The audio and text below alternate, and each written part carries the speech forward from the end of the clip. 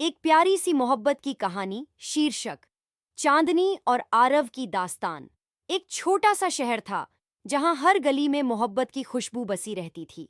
उसी शहर की एक लड़की थी चांदनी, नाम की तरह ही खूबसूरत, शांत और सपनों में खोई रहने वाली। उसे किताबें पढ़ना और चांद की रोशनी में बैठकर कहानियां लिखना बहुत पसंद था। दूसरी ओर शहर का सबसे चर्चित लड़का था आरव, स्मार्ट, जिम्मेदार और बहुत ही जिंदा दिल।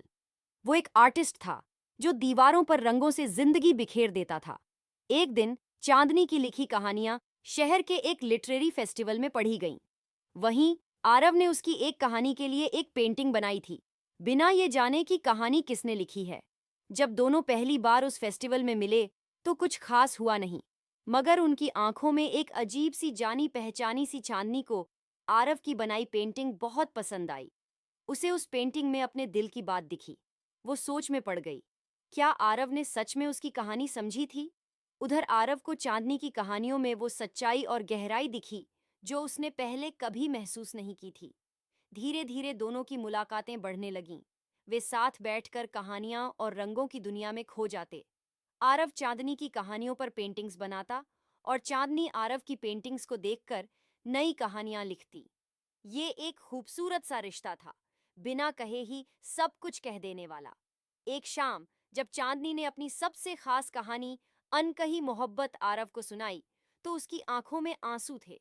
आरव ने चुपचाप उसका हाथ थामा और बोला, कभी कभी अनकही बातें ही सबसे ज्यादा महसूस होती हैं। वो पल उनकी मोहब्बत की शुरुआत थी, लेकिन जिंदगी इतनी आसान नहीं होती।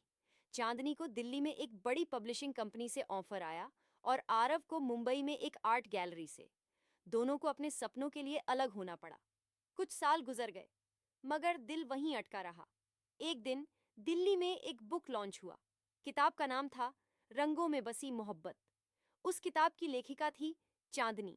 जब उसने स्टेज पर आकर अपनी कहानी सुनाई, तो वहां सबसे आगे बैठा एक शख्स ताली बजा रहा था। वो था आरव। उसके हाथ में वही पुरानी पेंटिंग थी जो उसने चांदनी की कहानी पर बनाई थी।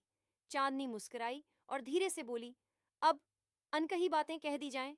आरव ने कहा, अब हर दिन तुम्हारी कहानी और मेरी पेंटिंग एक साथ, जिंदगी भर। अंत कभी कभी सच्ची मोहब्बत को वक्त चाहिए होता है, लेकिन जब मिलती है तो हर कहानी एक परियों की कहानी बन जाती है।